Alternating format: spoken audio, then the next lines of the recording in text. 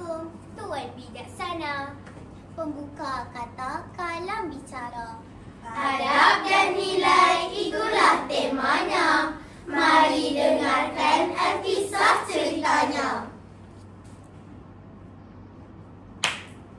Malaysia Madani, tekad perpaduan, penuhi harapan. Di atas runtuhan Kota Melaka, kita dirikan Putrajaya. Merdeka, merdeka, merdeka. Akulah penyambung warisan. Insan berilmu, akhlak terbilang. Tahniah, persembahan awak mengagumkan. Terima kasih. Jangan pandang sebelah mata tau. Menjeling, menjeling ku bertentang. Mata kita sama memandang. Ku cuba nak bertanya. Siapakah gerangannya? Yang gagah, perkasa dan murah cuman itulah saya. Saya si cantik manis, bersopan santun. Saya pula bijak berseri. Petah bicara sedia membantu. Anda kedelipan jurus-jurus tentang itulah saya. Kamulah anak-anak suri teladan generasi pewaris negara yang berharap mulia dan intelektual. Adab dan akhlak didahulukan, pencapaian kecemerlangan diutamakan. Anak yang baik mendengar kata, anak yang baik bersedia menerima nasihat ibu, bapa dan guru.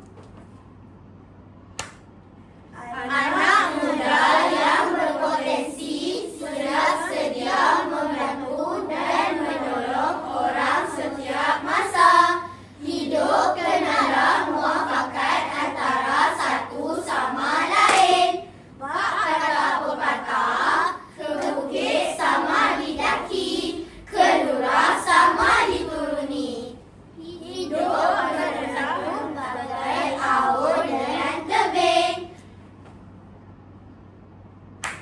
Itulah konsep adab dan nilai. Kering. Bangun!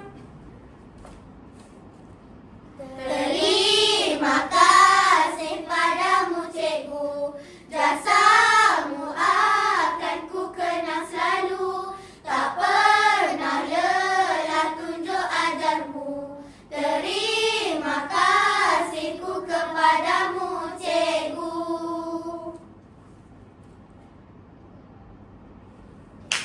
Gagasan ABC membentuk, mendidik bermula dari rumah hinggalah sekolah. Melentur bulu biarlah dari rebungnya. Jersey.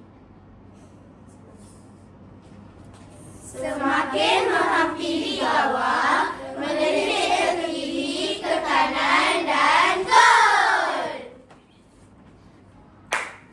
Alahai, bukan itulah. Jersey singkatan untuk jasmani, emosi, rohani, sosial dan intelek. Oh, begitu. Murid yang cemerlang, murid yang menitik beratkan adab, akhlak. Keteguhan rohani, keterampilan diri, sahsiah terpuji dan kemantapan jati diri. Dalam melahirkan anak yang baik lagi cerdik. Ilmu tanpa adab bagai bunga tanpa harum. Adab tanpa ilmu bagai pohon tanpa buah. Bijaksanalah dalam mencari ilmu, santunlah dalam menyampaikannya. Adab adalah akar dari pohon ilmu. Semakin dalam akarnya, semakin tinggi pohonnya tumbuh. Ilmu yang bermanfaat hanya lahir dari hati yang penuh adab. Bijak-bijak. Gagasan anak yang baik lagi cerdik ABC adalah antara usaha Kementerian Pendidikan Malaysia KPM. Pembinaan karakter yang berkait rapat dengan Disiplin, Adat susila dan kebanan yang menjadi teras kepada pelajar sekolah.